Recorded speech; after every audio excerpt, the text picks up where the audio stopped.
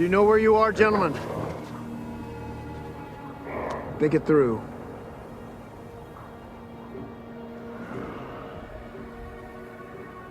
I'll give you the benefit of the doubt, being you're not from around here, and say you figured you're in the middle of nowhere.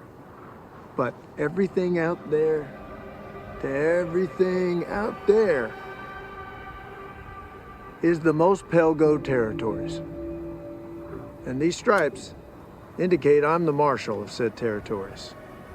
Now, I don't know what arrangements you have with the authorities in Mos Espa, and let's be honest, in Mos Eisley anything goes. But out here, I'm the one tells folks what to do.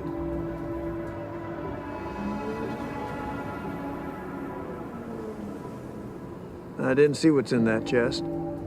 And consequently, no laws have been broken, far as I'm concerned. If you gentlemen load up your wares and head back to where you came, we can chalk this one up to you guys reading the map wrong.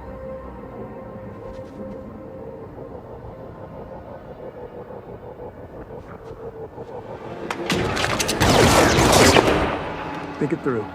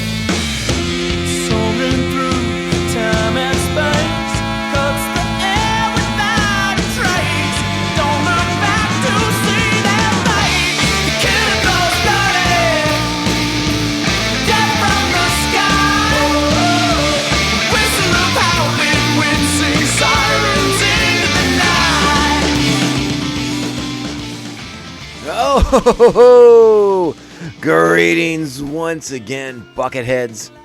Mavar Tigar. Welcome to the 129th Jedi Temple building episode of Mando Vision. Nargai Tom, and thank you so much for checking out this small, independent Star Wars podcast. How is everyone doing today?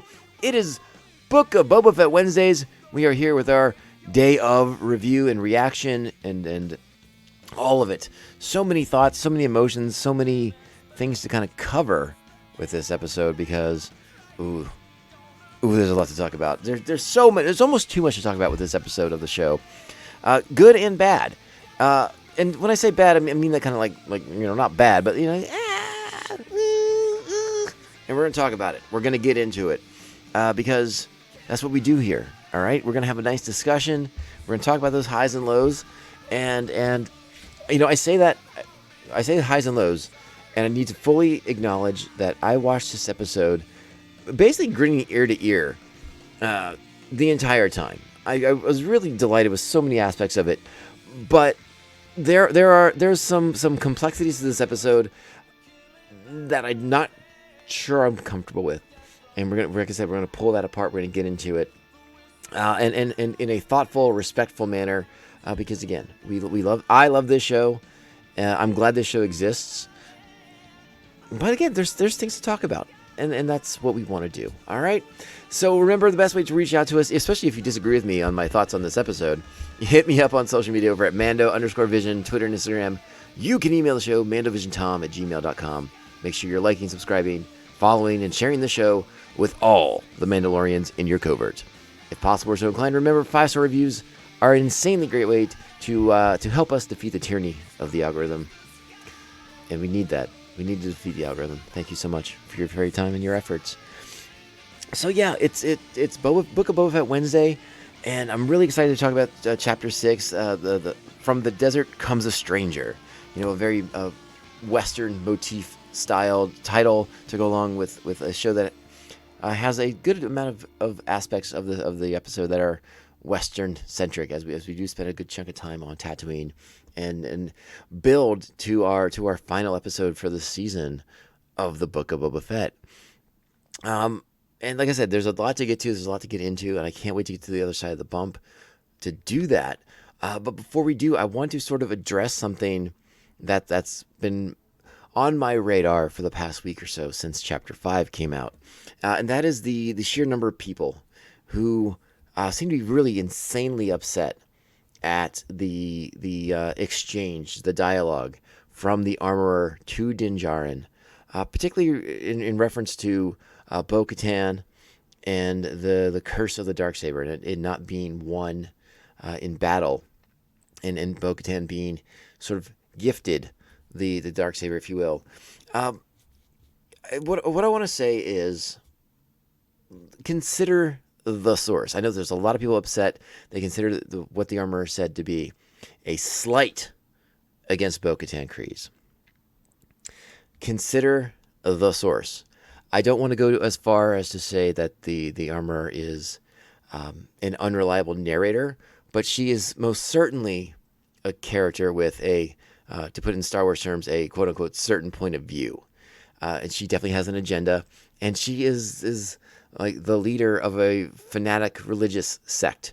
And so consider the source when you are processing your feelings about what she said in relation to Bo-Katan being a cautionary tale, and how that relates to the Darksaber. I did put my feelings out there about Bo-Katan as the wielder of the Darksaber. Listen, I don't ascribe to the notion that she fulfilled some sort of prophecy by not winning the Darksaber in battle. I suspect this is more of a narrative created by the Children of the Watch, and perhaps the Armorer specifically created this narrative to sort of shape the mythology of the Darksaber. So don't get too mad about it, all right? Don't get too upset. I understand. They're firing shots at your girl. I get it. But consider the source. And again, it's Star Wars, and all these characters are coming at it from a certain point of view. And we will probably talk more about that particular exchange, because it is a fascinating piece of this show's mythology that they built up in Chapter 5 there. When we do our series kind of review, the sort of after action / post-mortem report on the entire series, which will hopefully be out later next week, maybe by Friday or so. Fingers crossed on that. So yeah, chill. Just take a step, take a deep breath. We're all okay. Most of us are all okay. All right. Let's get to it. Let's talk about this episode. We're going to get the particulars out of the way right now. That is the Book of Boba Fett, Chapter 6, From the Desert Comes a Stranger.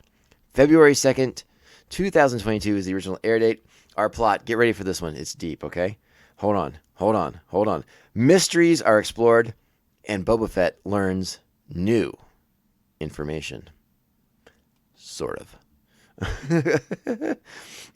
This episode is directed by the one, the only Dave Filoni, written by Jon Favreau, and said Dave Filoni.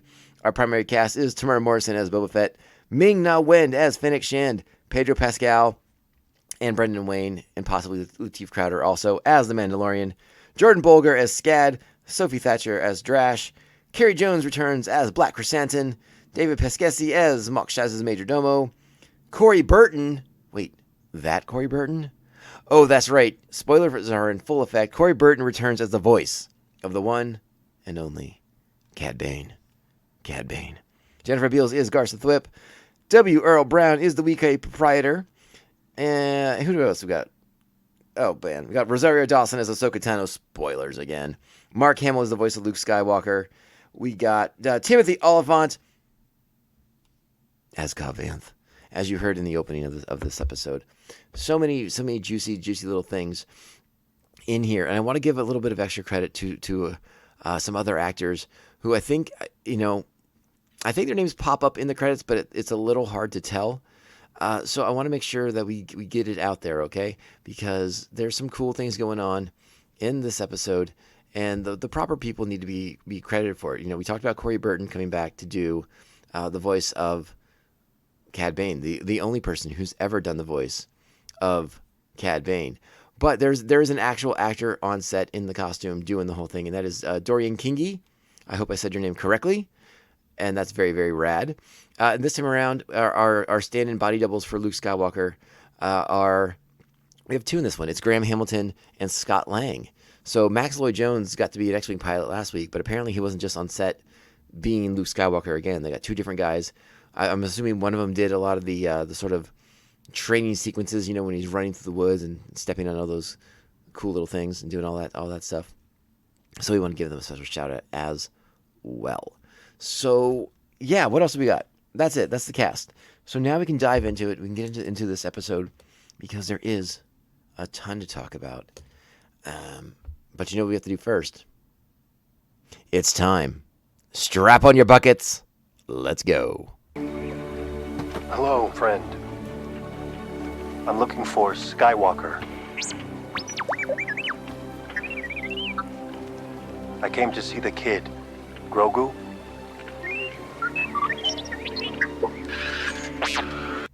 This episode opens back on Tatooine. We see moisture evaporators hard at work, harvesting the water from the atmosphere of Tatooine, the harsh desert environment. And we pan down to a group of pikes conducting illegal, nefarious activities, only to be come across by the Marshal himself, Cobb Vanth, Timothy Oliphant returning as Cobb Vanth, and in full Marshal Raylan Givens mode for this in confrontation with the pikes. And I think it's a really great opening sequence. Lots of tension, some good action here, nice little Western kind of shootout. And again, it felt a bit like watching an episode of Justified in space. Got no problem with that. Loved that show. And I also love the shot of after Vanth makes the remaining pike leave the chest of spice, Vanth opening it with his foot and then knocking it over, spilling the spice back out into the sand, into the winds of Tatooine to be dispersed back along the planet. I like this sequence a lot. Again, Vanth just sort of like laying down the law, trying to sort of control the pikes to a certain extent, telling them that Mos Pelgo is off limits, don't come through here, or the people who do aren't coming back out. Effectively trying to protect his territory, protect his town from the pike presence that's starting to take over Tatooine. And that's a bit of foreshadowing for what's going to be coming in this episode, right? Like, we had to imagine that at some point we were going to get back into what this show had been building towards for the past few weeks. And we do that with the blaster fire bang, if you will. And I liked that start to the show. We talked last week, we speculated that we were probably going to spend some time with the Mandalorian again. It was pretty open-ended that before he was going to help Boba Fett on his quest to be the daimyo of Tatooine, he had some personal business to take care of first. He had to go see his little friend. And so that's where we go next. We catch up with Din Djarin rocketing through space in his new N1 starfighter. Still doesn't have a name yet. I hope he names it soon, personally. And we go to the planet that will be home to Luke's Jedi Temple and Training Academy. But we're seeing it in the early stages, right? We're not getting that Kylo Ren-esque flashback like we did in the sequel trilogy. We're seeing it being constructed by like these kind of like cool little androids. Din Djarin arrives on the planet, comes out of his ship, right? Meets up with R2-D2, and he drops the "Hello, friend," and it's just like watching the Star Wars Holiday Special all over again. At least that's what I thought of. If perhaps you connected that, maybe I'm imagining things, but yeah, Boba Fett in the Holiday Special says "Hello, friend" a lot, and so that was sort of the reference I connected because we know how much Favreau loves the Star Wars Holiday Special. So yeah, there you go. There's so much in this episode that happens, and going to Luke's Academy is sort of an interesting track to sort of begin to process, right? This is sort of what we talked about. This is sort of what they were hinting at the season 2 finale of The Mandalorian, right? Grogu's going to go off with Luke Skywalker and train to be a Jedi Knight. So a lot of the immediate inference was going to be like, well, what does that mean for Grogu? We know what happens to Luke's Academy. We know what happens to Luke's students. Is Grogu going to get slaughtered by Kylo Ren? And it seemed hard to think that was the path that they were going to go on. Could you imagine if they had? My goodness, they go back in there, they digitally edit like a dead Grogu body into that sequence. Oh my goodness, talk about trauma! Holy smokes! But it's sort of one of the. This is one of my little knocks on the episode in particular, right? This show had done so much to build its own mythology. And when I say this show, I mean the Jon Favreau shows. In a sense, they are kind of all one show at this point. Because, again, a show titled The Book of Boba Fett for the last 2 weeks has barely had Boba Fett in it. And that is an interesting sort of choice, right? It's like you put Boba Fett in the name to kind of get you to come to the show, to come to the party. And then it's almost like a bait and switch, but it's not quite, because you know who Din Djarin is, right? You're almost getting like a season 2.5 of The Mandalorian out of this. But what I'm trying to say, I'm rambling a little bit here, is between The Mandalorian and what they were doing on the Book of Boba Fett this season, they were building a really nice mythology for themselves.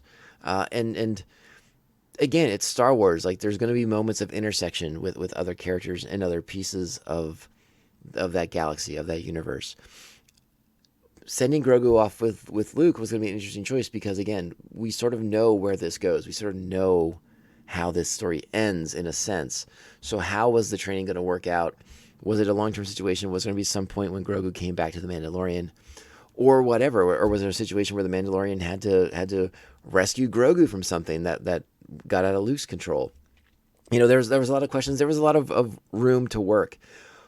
But when you are trying to weave your show's mythology around already existing Skywalker mythology, it's a tough road to hoe, if you will, because there's too much known, right?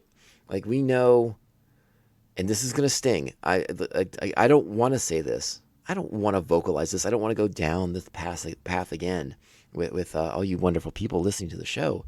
But we know that ultimately Luke kind of fails as a Jedi teacher, as a Jedi mentor.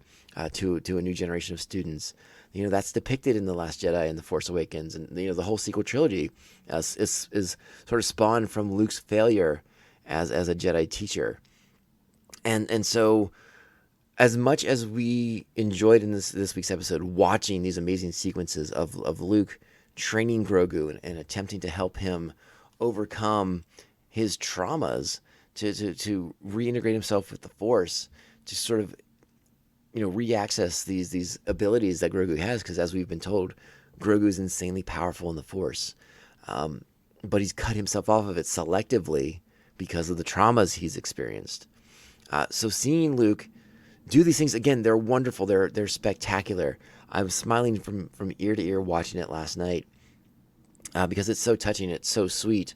The way he is so patient with Grogu, the way he attempts to connect with Grogu. And then as the sequence plays out throughout this first half of the episode, we get the callbacks to Luke's training on Dagobah. We get the callbacks to Luke's training on the Millennium Falcon with the remote blaster droid. And it's all wonderful and it's all fantastic. But at this point we know, A, Luke is going to fail as a teacher.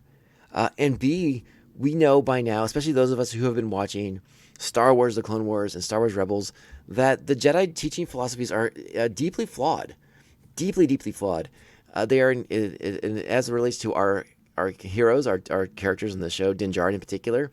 They talked about it last week, how the Jedi are the antithesis of the Mandalorians when it comes to attachment. And that's sort of like the frustrating aspect of this episode when you pull yourself back from the immediacy of it and the enjoyment of seeing Luke doing these things with Grogu and calling back to his own teaching, his own time as a student. It's wonderful. Don't get me wrong. I really, really enjoyed the crap out of it.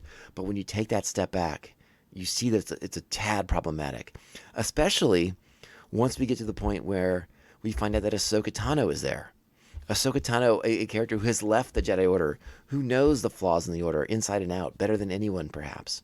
And she's just sort of letting Luke go about teaching Grogu the way that he was taught by Obi-Wan Kenobi and Yoda. And again, you can also make the claim that Yoda and Obi-Wan, they have failed as teachers as well because of what happened ultimately to Anakin. So that's a little bit hard to kind of process when you take a step back. When you're right there in the moment, like, I loved it. It was so great. I loved seeing Ahsoka on that planet and sort of being proud of the teacher that Luke's trying to become with Grogu. But at the same time, I also felt a little gypped because I wanted to see that first moment when Ahsoka introduces herself to Luke Skywalker. It's like, hey, I am Ahsoka Tano. I was your father's Padawan during the Clone Wars, and sort of the beginning of that relationship. I really would like to see that, and maybe we will get to that in the Ahsoka Tano show. We'll have some flashbacks. She'll be in a back to tank, and we'll flash back to earlier in the timeline. All right, that was a cheap shot. That was a cheap shot at Boba Fett. I apologize, but I do feel like as fans, I mean, we want to see Luke and Ahsoka interact, but I want to see that first moment. I want to see that moment where maybe Luke, through the Force, senses some sort of familiarity with this person through her familiarity with his father. I would have liked to have seen more of that. I would have liked to have gotten a little bit further into that. Again, there's so much good stuff on this in this initial sequence here with the Luke and Grogu stuff. Okay, the whole thing with the frogs. The walking with Luke, with Luke providing like a little force assist to help Grogu kind of keep up the pace. I loved all of it. It's so cute. Talking about Yoda, obviously, that's a big weak spot for me. I'm a sucker for some Yoda talk. All about it. I'm here for it. Here for it. Gimme, gimme, gimme. And then, obviously, the moment where Luke wants to help Grogu, get it, sort of recover his memories in a sense. And unfortunately sort of inadvertently helps him relive the moment the Jedi Temple was under attack on Coruscant when Order 66 was issued. And we see the 501st, killing the Jedi who were protecting Grogu at the time. And it's sort of heart-wrenching to see the look on Grogu's face as he's seeing these Jedi that he's probably had some sort of deep connection to at some point, either as his protectors or fellow students, or as his mentors at the time. Seeing them gunned down by the 501st, by the way, who looked great in live action once again. But for him to relive that, and then sort of like, again, you start to again begin to understand his struggles as a Jedi student, right? Why would he want to connect to the Force? He just felt so deeply the loss of all this life in the temple around him on Coruscant during Order 66. So it's painful, and I'm not sure Luke quite realizes what he was doing when he did that. Is Luke experiencing those memories with him, or does he think he's just helping Grogu access memories that he's closed himself off from, not realizing that he's helping him relive a trauma? I guess that's something that I'm very, very curious about, potentially moving forward with these characters and Luke's potential involvement with Grogu. Are you doing this for Grogu, or are you doing this for yourself? I want to give him this. Why? So he will remember you. No.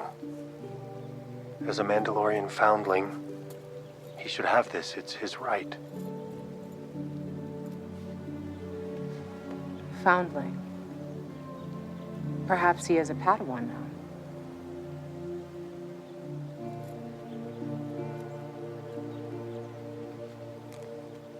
Well, either way, this armor will protect him.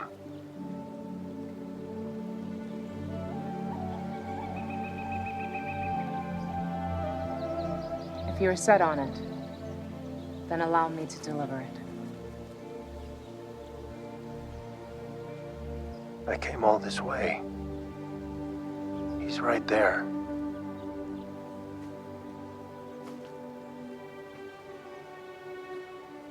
Grogu misses you a great deal. If he sees you, it will only make things more difficult for him. I really did like this exchange between Din Djarin and Ahsoka Tano. It's interesting. It plays into the attachment that both of them feel for each other. Din quite comfortable with having an attachment and an emotion towards his connection with Grogu, but Ahsoka seems to help. Is there to sort of point to him that, like, if Grogu's going to follow this path, then you really ought not be here. You're just going to make it harder because the child is a child, and he is attached to you and bonded to you and views you as a father.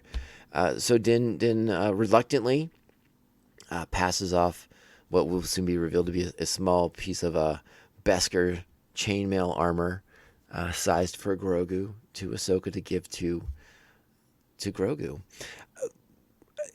Again, I'm gonna bring up something we've already talked about a little bit in our conversation for this episode. Again,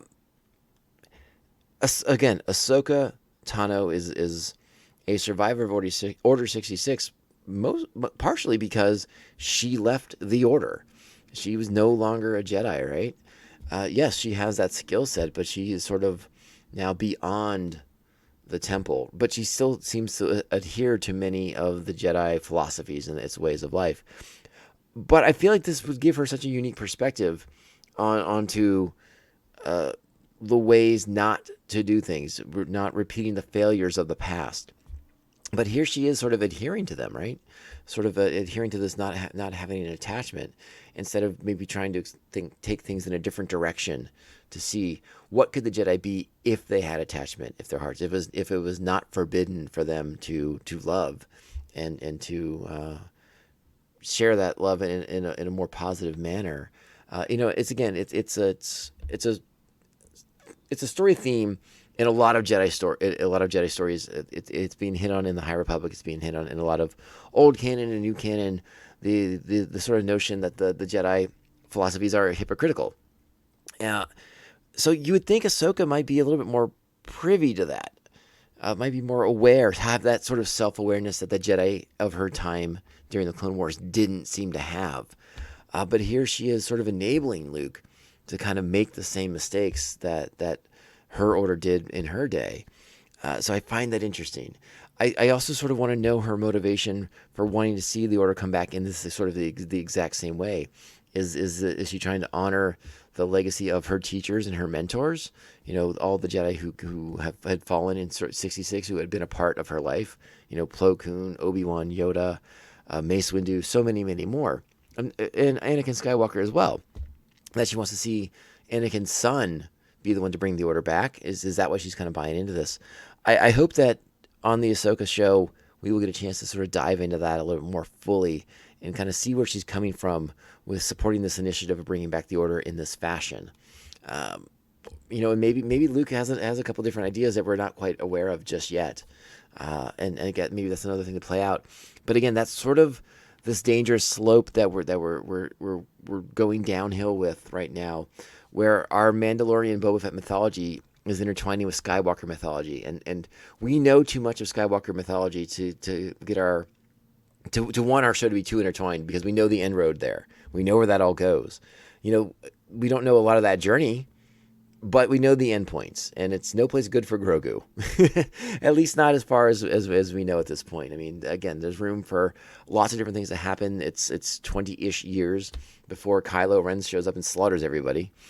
So again, it's just sort of a curious thing, and I wish I knew a little bit more about Ahsoka's train of thought here, why she isn't sort of guiding Luke a little bit more in a different direction. But as she says earlier in the episode, she's not here to influence others or to influence their choices. She's going to let them make their own choices and, I guess, support those choices, whether she feels strongly one way or the other about them. So again, I like that sequence. I also like this sequence coming up here between Ahsoka and Luke. So I want to go ahead and play this for you all. So check this one out. The Mandalorian was here. As I told you, two share a strong bond. And he brought him a gift.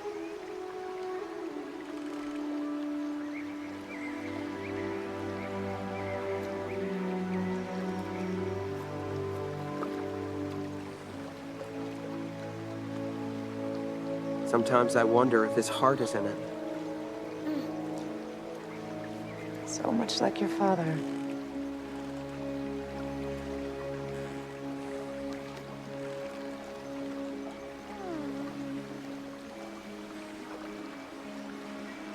What should I do about him?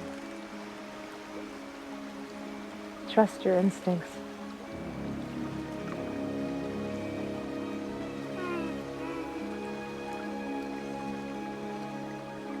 Will I see you again? Perhaps.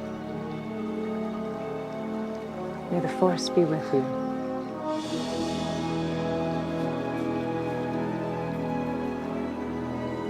So now Luke has a decision to make as well.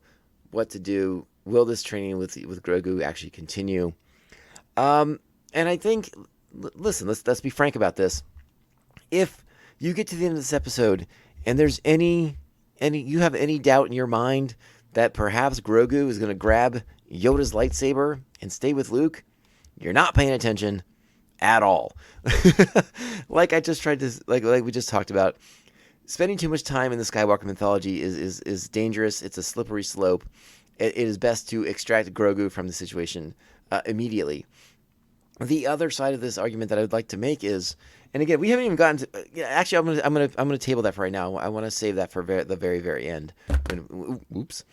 When we get to it, because I have thoughts on Luke and in the final moments of this episode that I do want to discuss and put out there for us all to consider. All right, but in the meantime, let's go ahead and get back to Tatooine. Okay, let's check it out. This is the Mandalorian, Din Djarin. Thanks to him and Chrysanthemum, we now have enough experienced muscle to act as enforcers. The mods have done a thorough job of surveying the streets, but we lack the numbers to cover our territory if an all-out war comes. We need foot soldiers. I might be able to help with that.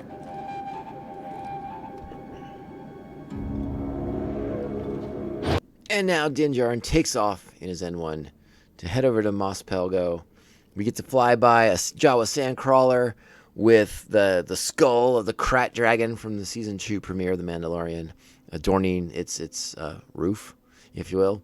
And it's lovely to see Din zipping around in the N1, and he's gonna go visit Cobb Vanth.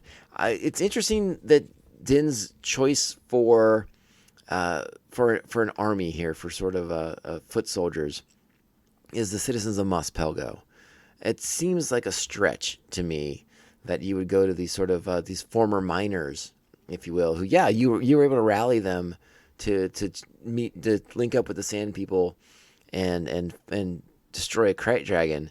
But that was about survival, and while this battle is ultimately about survival as well, it's a lot harder to probably convince these people that that's what it's really about when it's not on their doorstep. And I think that's basically what Cobb Vanth is telling them, what the Weequay proprietor of the Mos Pelgo bar, or Freetown, as I want you to call it now, is trying to convey that, hey, this isn't out here. That's for city folk. That's a city problem. Y'all in the city need to take care of your business. Out here, we're A-okay. But as we know from our opening sequence, the Pikes are not treating it that way. They're treating the entire planet like it's their territory. They're not going to respect boundaries, not going to respect lines of delineation between the city and the territories out in the wild. And I think Cobb Vanth reluctantly comes to that as well by the end of his conversation with the Mandalorian. But I do want to play a little snippet of it before we get into the next big bad segment of the show. There's actually 2 parts I want to play for you from Mando arriving in Mos Pelgo. So check out the first part, and then we'll come back. Haven't seen you since you gave up your armor. How have you been? More careful. Where's the little guy? Back with his own folk. That's too bad. I guess we both lost something we were fond of.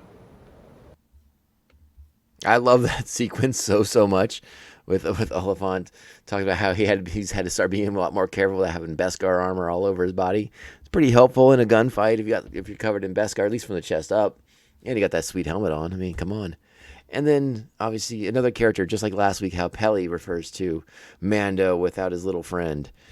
So another character mentioning it, hammering it home, that Mando is without his companion, his adopted son, however you want to look at it. All right, now here's the next sequence between Vanth and Mando. Let's get into it right now. We're square, you and me. Yes, we are. But I didn't think you were one to back down from bullies. See, that's what I like about you, Mando. That big smile of yours lets you get away with anything. There's no easy way to ask for a favor.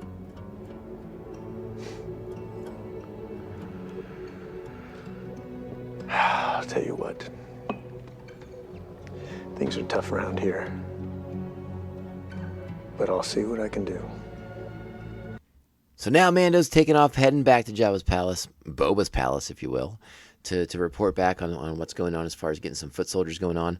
Now, if you remember also the beginning of that sequence when Mando arrives in Mos Pelgo, a.k.a. Freetown, that new deputy, kind of a putsy guy, is there to kind of chastise Mando for parking in the wrong spot. And if he wants to park and come into Mos Pelgo, he's got to park out there on the flats.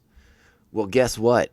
If he had, we would have had a confrontation between him and our big debut, live action debut character right there. Because coming out from the flats, the other side of Mos Pelgo, aka Freetown, a figure that cuts a very familiar silhouette to those of us who are in the know, those of us who have spent time with Star Wars: The Clone Wars, Star Wars Rebels, I believe, and most recently in the last season, the first season of Star Wars: The Bad Batch.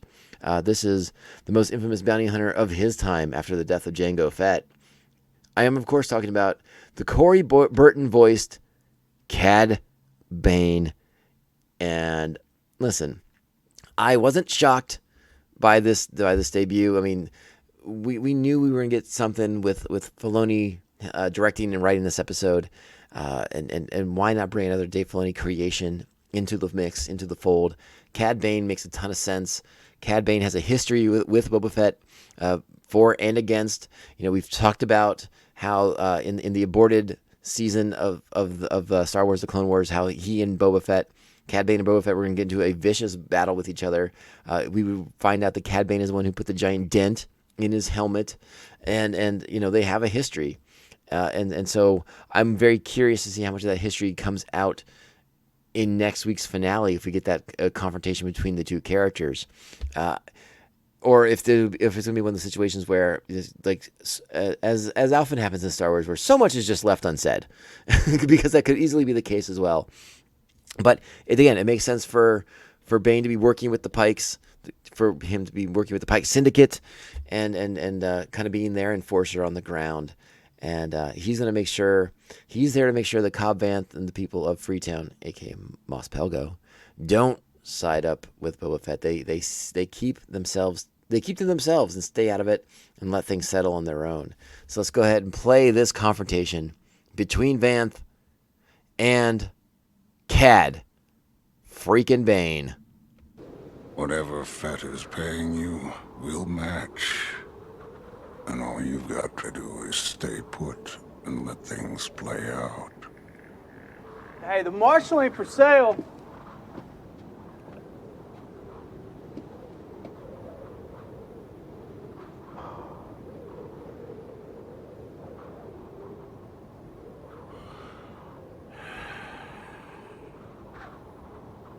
I'm sorry, I didn't catch your name.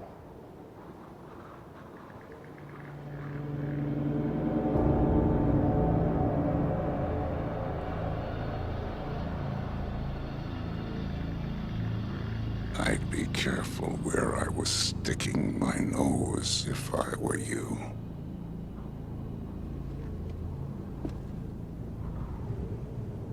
Is that friendly advice or a threat?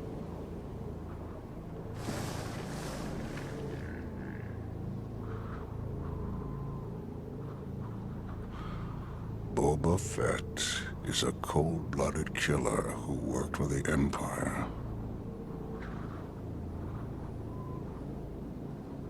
You tell your spice runners Tatooine's closed for business. This planet's seen enough violence. You should have never given up your armor.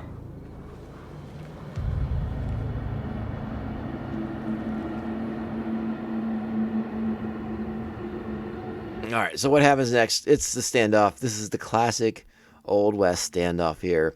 We have it between Cad Bane, a character whose look is very heavily modeled after Lee Van Cleef from The Good, the Bad, the Ugly. So it makes a ton of sense.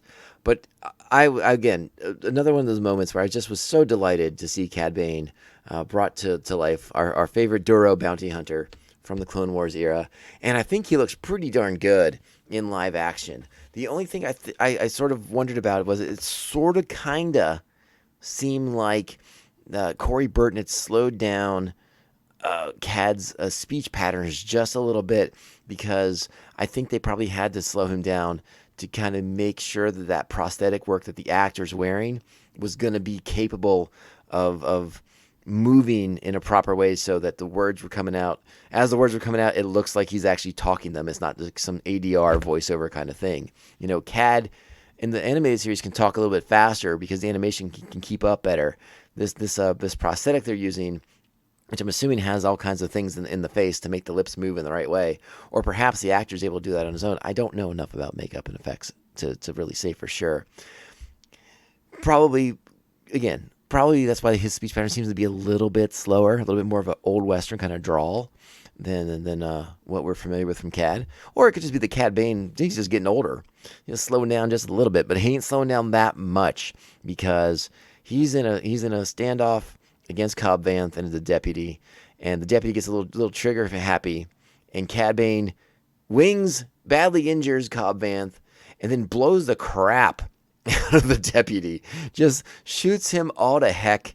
And it's, I'm not gonna lie, I found it rather delightful, because I love seeing it when your favorite bad guys keep doing bad guy things, and they keep doing them so very, very well. And again, leaning back into the Western motif of this showdown, you have the townspeople like looking out of windows, peering behind doors to kind of see the confrontation and what's going to happen to their local hero, Cobb Vanth. And so it plays it really, really nicely. And I did also chuckle that it seemed like the majority of the citizenry, or at least everyone on camera, ran to Cobb Vanth as Cad Bane started making his way out of town. Like, they knew for sure the deputy was dead. Like, they're like, hey, don't check on him. Cobb needs all the back he can get his hands on. That guy's deader than dead. So that kind of brought a chuckle out of me last night in the middle of the night. And again, when I watched it this morning. So just an awesome moment with Cad Bane coming into live action. And I hope the promise is there for more of him on next week's finale. I love the way they did the eyes in this. I don't know if they're enhanced in any sense with computers. I'm sure it's a very good probability that they are. But they just have this wonderful bloodshot redness to them that I just really, really like. It's almost like a supernova in his eyes. It's really cool, really good effect. Looks great. And again, just seeing Cad Bane in live action now, a wonderful character from Star Wars: The Clone Wars. If you've not spent time with Cad Bane, then I don't even know what you're doing here. No, just kidding. I'm not that guy. Don't worry. But Star Wars: The Clone Wars, if you haven't watched it, go check it out. It's pretty great, and you can watch it on Disney Plus whenever you want. Pretty rad stuff. All right, and then the next big move here is at the sanctuary. We cut back to the sanctuary. We see it's a bustling hive of activity, people gambling and drinking, the band's playing, and then two Pikes come walking in. They sit down. They have their Camtono with them. We didn't mention the reappearance of the Camtono at the beginning of the show. Had all the coins in it for the spice deal. But now two Pikes come in with another Camtono, and they sit down at at a table in the sanctuary. Garsa Fwip sends her people over to kind of ascertain the situation. They place a drink order with the droid, and then they get up. But they seem to be minus their Camtono. To me, this is a callback. This is straight out of The Untouchables from 1987. Brian De Palma, so good. If you've not seen The Untouchables with Kevin Costner and Sean Connery, by all means, check it out. About Al Capone and the Chicago mob. Woo, good stuff. But that's kind of how this movie opens, with a scene very similar to that. A guy with a briefcase walks into a business, has a cup of coffee, leaves, forgets his briefcase, and blows the place up. That's sort of kind of what the scene is. And I think you've probably seen this in other things too. There might even be...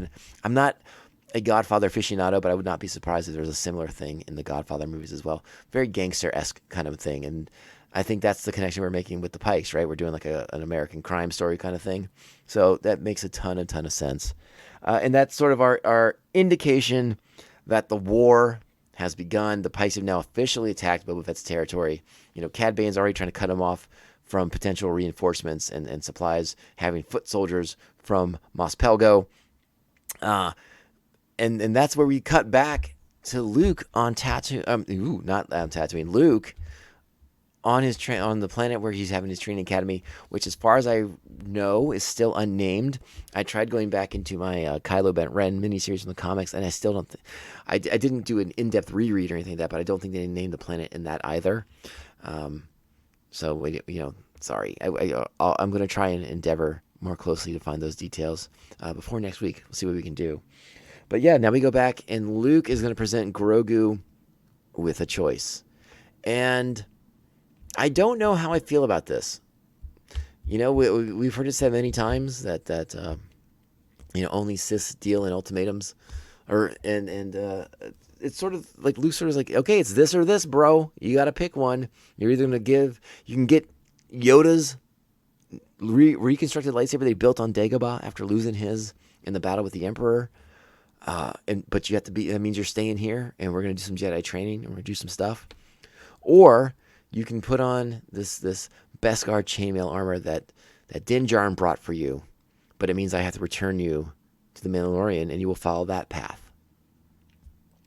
And again, it's dealing in absolutes, right? Not to the extreme of the Sith, but it bums me out that Luke couldn't think of another way, right? Like we just talked. I mentioned the Star Wars: The Clone Wars, but it also came up last week in Chapter 5 when the armor is filling in Din Djarin about the Darksaber, and we refer to Tar Vizsla, the first Mandalorian to be inducted into the Jedi Order. A Jedi who seemed to balance both things, right? Being a Mandalorian and being a Jedi Knight. So this notion that the two things cannot mingle, we know there's a history there. At one point, yes, it was 1,000 years ago, but why can't the two things come together? Why can't the Mandalorian and the Jedi come together once again? Now, again, we don't know. Well, we do know. We do know. They say it in Season 1. There is history. There is violent history between the Mandalorians and the Jedi Order throughout the Star Wars timeline, right? So it seems, and again, their philosophies are diametrically opposed. But Tar Vizsla was this character, was this person who was able to have his feet in both worlds. Why couldn't Grogu have his feet in both worlds? Why is Luke telling him it's this or this?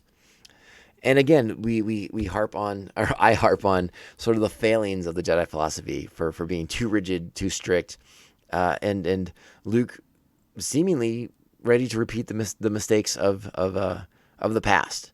And again, I don't want to go down that road necessarily and spend too much time talking about Luke as sort of a failed mentor, a failed teacher. That is a conversation we can have another time. But yeah, that seems to be what's going on here. And again, I'm going to say it again. If you think this choice is even really a choice, you're not paying that much attention, because I think we have to distance ourselves from the Skywalker timeline as much as possible for this show to kind of keep growing on its own. So that's how I feel about it. And there's another thing I want to sort of briefly address as well. Some criticism I read about this episode was that it leans too much into the familiar, right? That it leans too much into bringing back Timothy Oliphant and Mos Pelgo and calling back to the Krat Dragon and all this stuff.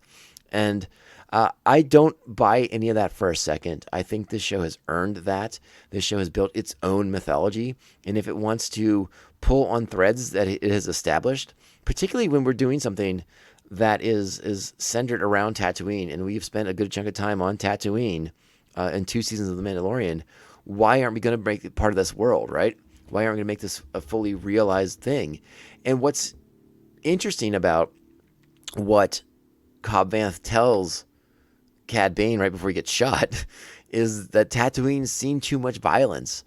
So we're taking a really big planetary look at Tatooine and seeing it was more of just, instead of just like batches of moisture farmers and sort of the criminal element controlling Mos Espa and stuff like that, there's another faction of like the people and their side of things to kind of explore as well, as this crime war is about to erupt. This gang war, if you will, is about to erupt on Tatooine. So interesting stuff. And again, if I'm going to continue to criticize the show a little bit, yeah, it's a bummer we don't get more Fett. I'm not quite sure why the show is called The Book of Boba Fett. We've barely spent that much time with the character, especially the last 2 weeks. I feel like we could have called it something else. Star Wars is now seem to be fixated on naming shows after a singular character. And I feel like it's almost to the detriment of the show because what have people been talking about the last two? I mean, they're going to talk about it today, and they talked about it last week too. Boba Fett wasn't in last week's show. He's barely in this show. I think he was in The Empire Strikes Back more than he was in this episode. So why are we so focused on these characters? Like, is that because like, oh, we got to call it the Book of Boba Fett because that's what's bringing people to the party? And I don't think that's the case. I think you can call it Star Wars Tatooine or Star Wars Crime War or Gang War or whatever you want to call it, and we'd watch it. We'd really watch it. Like and like I sort of pitched to people a million years ago. Give me a Star Wars show where all these characters live and breathe in the same universe and they interact and they weave in and out of the storyline as needed, as required by the storyline. I'm okay with that. Like, I'm okay with Din Djarin being sort of reinserted back into the storyline because it's all part of the mythology that really started with The Mandalorian. So it does make sense from a certain point of view.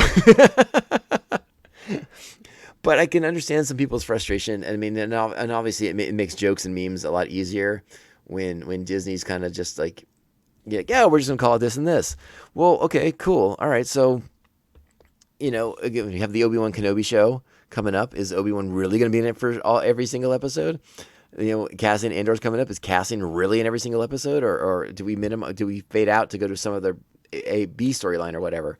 And I don't have a problem with B storylines. By all means, weave in more storylines around our characters. I have no problem with that whatsoever. The fact that those shows are in different timelines makes it so that they will probably be mostly all about Ewan McGregor's Obi-Wan Kenobi and Diego Luna's Cassian Andor. But I think it's I don't know if it's a justified or fair criticism, but I understand where that criticism's coming from. You're called the Book of Boba Fett, and you're like, you're barely a pamphlet of Boba Fett. Again, I couldn't resist a little joke either. But but again, I'm digging it. I like what they're doing. I like what we're going for, and I can't wait to see where we end up next week. And again, I enjoyed the crap of this episode. I point out my sort of nits to pick that I have for the sake of discussion and for food for thought, basically. Think about what I said. Am I right or wrong? Do you agree or disagree? Am I nuts? I'm probably nuts. But what do you all think? And again, I love Star Wars. We love Star Wars. But it's not flawless. It's not beyond fault. I know everyone likes to worship at the altar of Filoni and Favreau.